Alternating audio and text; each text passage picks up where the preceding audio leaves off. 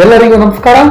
ದೇಶದಲ್ಲಿ ಸಮಗ್ರ ಶಿಶು ಅಭಿವೃದ್ಧಿ ಯೋಜನೆ ಕೆಲವೇ ತಿಂಗಳುಗಳಲ್ಲಿ ಅರ್ಧ ಶತಮಾನವನ್ನ ಪೂರೈಸಲಿದೆ.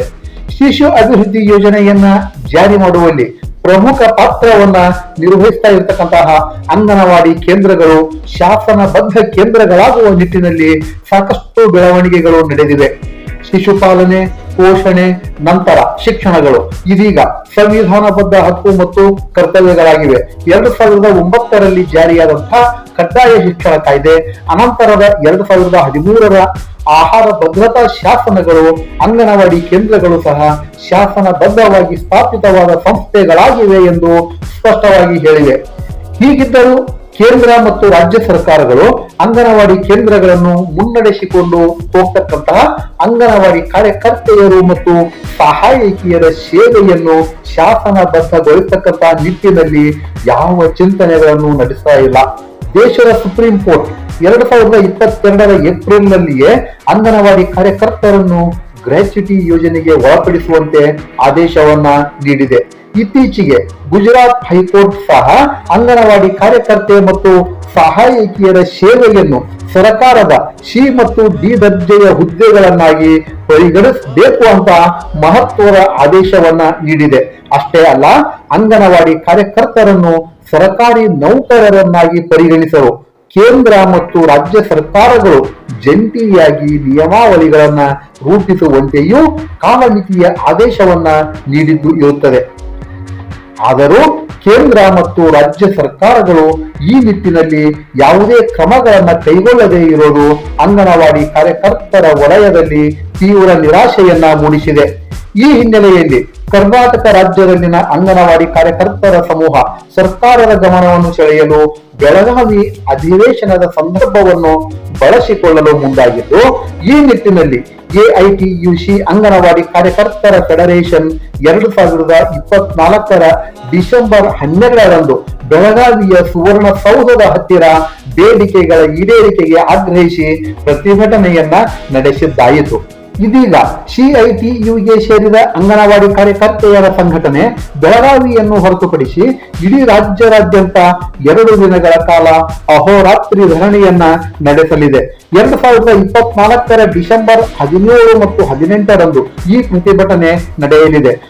ಬೆಳಗಾವಿಯ ಸುವರ್ಣಸೌಧದ ಮುಂದೆಯೂ 2 ದಿನಗಳ ಕಾಲ ಪ್ರತಿಭಟನೆಯನ್ನ ನಡೆಸಲು ಉದ್ದೇಶಿಸಲಾಗಿತ್ತು. ಆದರೆ ಒಂದೇ ದಿನಕ್ಕೆ ಅನುಮತಿ ಸಿಕ್ಕ ಕಾರಣ ಬೆಳಗಾವಿ ಸುವರ್ಣಸೌಧದ ಮುಂದೆ 2024ರ ಡಿಸೆಂಬರ್ 18ರ ಬುಧವಾರದಂದು ಅಂಗನವಾಡಿ ಕಾರ್ಯಕರ್ತೆಯರ ಪ್ರತಿಭಟನೆ ನಡೆಯಲಿದೆ. ಈ ಪ್ರತಿಭಟನೆಯಲ್ಲಿ ಬೆಳಗಾವಿ, ಬಾಗಲಕೋಟೆ ಮತ್ತು ಗದಗ ಜಿಲ್ಲೆಗಳ ಸಾವಿರಾರು ಕಾರ್ಯಕರ್ತೆಯರು ಮತ್ತು ಸಹಾಯಕಿಯರು ಪಾಲ್ಗೊಳ್ಳಲಿದ್ದಾರೆ. ಅವರೆಲ್ಲರ ಬೇಡಿಕೆಗಳು ಏನು ಅನ್ನೋದರ ವಿವರಗಳನ್ನ ನಾವೀಗ ನೋಡೋಣ. ಮೊದಲನೆಯದಾಗಿ, ಗುಜರಾತ್ ಹೈಕೋರ್ಟ್ ತೀರ್ಪಿನಂತೆ ಕಾರ್ಯಕರ್ತೆ ಮತ್ತು ಸಹಾಯಕಿಯರನ್ನು ವರ್ಗ 3 ಮತ್ತು 4 ಎಂದು ಪರಿಗಣಿಸಿ ಅವರ ಸೇವೆಯನ್ನು ಕಾಯಂ ಮಾಡಬೇಕು. ಸಮಗ್ರ ಶಿಶು ಅಭಿವೃದ್ಧಿ ಯೋಜನೆಗಾಗಿ ಪ್ರತ್ಯೇಕ ನಿರ್ದೇಶನಾಲಯವನ್ನ ಸ್ಥಾಪನೆ ಮಾಡಬೇಕು. ಮಹಿಳಾ ಮತ್ತು ಮಕ್ಕಳ ಅಭಿವೃದ್ಧಿ ಇಲಾಖೆ 14 ಐಸಿಡಿ 2023ರ ಆದೇಶದ ಪ್ರಕಾರ ಕೂಡಲೇ ಗ್ರಾಚ್ಯುಟಿ ಹಣವನ್ನು ಬಿಡುಗಡೆ ಮಾಡಿ ಮತ್ತು ಎಲ್ಲರಿಗೂ ಅನ್ವಯಿಸುವಂತೆ ಮಾಡಬೇಕು. 2018ರಿಂದ ಕೇಂದ್ರ ಸರ್ಕಾರ ಯಾವುದೇ ಗೌರವ ಧನವನ್ನು ಹೆಚ್ಚಳ ಮಾಡಿಲ್ಲವಾದ್ದರಿಂದ ಕೇಂದ್ರ ಸರ್ಕಾರವು 26,000 ರೂಪಾಯಿಗಳಿಗೆ ಗೌರವ ಧನವನ್ನ ಹೆಚ್ಚಳ ಮಾಡಬೇಕು. 2023ರ ವಿಧಾನಸಭಾ ಚುನಾವಣೆಯ ಸಂದರ್ಭದಲ್ಲಿ ಘೋಷಣೆ ಮಾಡಿದ 15,000 ರೂಪಾಯಿಗಳ ಗೌರವ ಧನವನ್ನ ಜಾರಿಗೆ ತರಬೇಕು. ನಿವೃತ್ತಿಯಾದವರಿಗೆ ಇಡುಗಂಟು ಅಥವಾ ಎನ್ಪಿಎಸ್ ಹಣವನ್ನು ಅಥವಾ ರೂಪಾಯಿ 10,000 ಮಾಸಿಕ ಪಿಂಚಣಿಯನ್ನ ನೀಡಬೇಕು. ಶಿಕ್ಷಣ ಇಲಾಖೆ ಮತ್ತು ಎಸ್ಡಿಎಂಸಿಗಳಿಂದ ಆರಂಭ ಮಾಡಿರ್ತಕ್ಕಂತಹ LKG, UKGಗಳನ್ನು ನಿಲ್ಲಿಸಿ ಎಲ್ಲಾ ಅಂಗನವಾಡಿ ಕೇಂದ್ರಗಳನ್ನು ಮೇಲ್ದರ್ಜೆಗೆ ಏರಿಸಿ ಅಂಗನವಾಡಿ ಕೇಂದ್ರಗಳಲ್ಲಿಯೇ LKG, UKG ಪ್ರಾರಂಭ ಮಾಡಬೇಕು. ನಗರಸಭೆ, ನಗರ ಪಾಲಿಕೆ, ಮಹಾನಗರ ಪಾಲಿಕೆ, ವಿಧಾನಸಭೆ, ಲೋಕಸಭೆ ಚುನಾವಣೆಗಳು ಅಲ್ಲದೆ ಉಪ ಚುನಾವಣೆಗಳಲ್ಲಿ ಮತದಾರರನ್ನು ಗುರುತಿಸುವುದು, ಅನರ್ಹಗೊಳಿಸುವುದು, ಚುನಾವಣೆ ಸಂದರ್ಭದಲ್ಲಿ ಚೀಟಿಗಳನ್ನು ಹಂಚುವುದು, ಬೂತ್ಗಳಲ್ಲಿ ಕೆಲಸ ಮಾಡುವುದು ಮುಂತಾದ ಕೆಲಸಗಳಿಂದ ಅಂಗನವಾಡಿ ಕೇಂದ್ರದ ದಿನನಿತ್ಯದ ಕೆಲಸಗಳಲ್ಲಿ ಅಂಗನವಾಡಿ ನೌಕರರು ತೊಂದರೆಯನ್ನ ಅನುಭವಿಸ್ತಾ ಇದ್ದಾರೆ. ಆದ್ದರಿಂದ ಅವರನ್ನು ಚುನಾವಣಾ ಕೆಲಸಗಳಿಂದ ಮುಕ್ತಗೊಳಿಸಬೇಕು. ಮಾನ್ಯ ಇಲಾಖೆ ಸಚಿವರು ಒಪ್ಪಿಕೊಂಡಂತೆ ಸಾಮೂಹಿಕ ಆರೋಗ್ಯ ವಿಮೆಯನ್ನ ಕೂಡಲೇ ಜಾರಿಗೆ ತರಬೇಕು. ಅಂಗನವಾಡಿ ಕೇಂದ್ರಗಳಿಗೆ ಕೊಡ್ತಕ್ಕಂತಹ ಪೂರಕ ಪೌಷ್ಟಿಕ ಆಹಾರಕ್ಕೆ ಜಿಎಸ್ಟಿ ಹಾಕಬಾರದು. ಘಟಕ ವೆಚ್ಚ ಹೆಚ್ಚಳ ಮಾಡಿ ಹಿಂದಿನಂತೆ ಜಿಲ್ಲಾಧಿಕಾರಿಗಳ ಅಧ್ಯಕ್ಷತೆಯಲ್ಲಿ ಮೆನುವನ್ನ ಅಂತಿಮಗೊಳಿಸುವ ವ್ಯವಸ್ಥೆಯನ್ನು ಜಾರಿಗೆ ತರಬೇಕು. ಅಂಗನವಾಡಿ ಕೇಂದ್ರಗಳಿಗೆ ಮೂಲಭೂತ ಸೌಕರ್ಯಗಳನ್ನ ಒದಗಿಸಬೇಕು. ಖಾಲಿ ಹುದ್ದೆಗಳಿಗೆ 3 ತಿಂಗಳ ಒಳಗಾಗಿ ನೇಮಕಾತಿಯನ್ನ ಮಾಡಬೇಕು. ಇಲ್ಲದಿದ್ದರೆ ಅಧಿಕ ಅವಧಿಯ ವೇತನವನ್ನ ಕೊಡಬೇಕು. ಸಹಾಯಕಿ ಇಲ್ಲದ ಅಂಗನವಾಡಿ ಕೇಂದ್ರಗಳಲ್ಲಿ ಟೇಕ್ ಹೋಮ್ ರೇಷನ್ ಕೊಡಬೇಕು. ಇಲ್ಲದಿದ್ದರೆ ತಾತ್ಕಾಲಿಕ ಸಹಾಯಕಿಯನ್ನು ನೇಮಕಾತಿ ಮಾಡಿಕೊಳ್ಳುವ ಅಧಿಕಾರ ಕಾರ್ಯಕರ್ತೆಗೆ ಕೊಡಬೇಕು.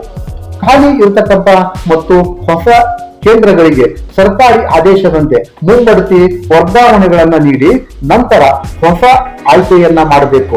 ರಾಜಕೀಯ ಒತ್ತಡಕ್ಕೆ ಮಣಿದು ಅವಕಾಶದಿಂದ ವಂಚಿಸಬಾರದು.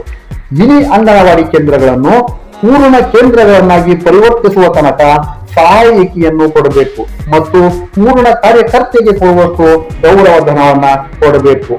ಮುಂಗಡವಾಗಿ ಕರೆನ್ಸಿ ಹಣ, ಕೋಳಿ ಮೊಟ್ಟೆ, ಬಾಡಿಗೆ, ಗ್ಯಾಸ್, ತರಕಾರಿ, ಕಾಂಟಿಂಜೆನ್ಸಿ ಬಿಲ್ಗಳನ್ನು ಹಾಕದೆ ಫಲಿತಾಂಶವನ್ನ ಕೇಳಬಾರದು.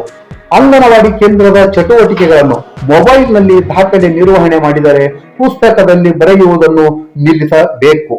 ಹೀಗೆ ಇಷ್ಟೊಂದು ಬೇಡಿಕೆಗಳಿಗೆ ಆಗ್ರಹಿಸಿ ನಡೀತಾ ಇರತಕ್ಕಂತಹ CITU ಹೋರಾಟಕ್ಕೆ ಸರ್ಕಾರ ಯಾವ ರೀತಿ ಸ್ಪಂದಿಸುತ್ತದೆ ಅನ್ನೋದನ್ನ ಕಾದು ನೋಡಬೇಕಾಗಿದೆ.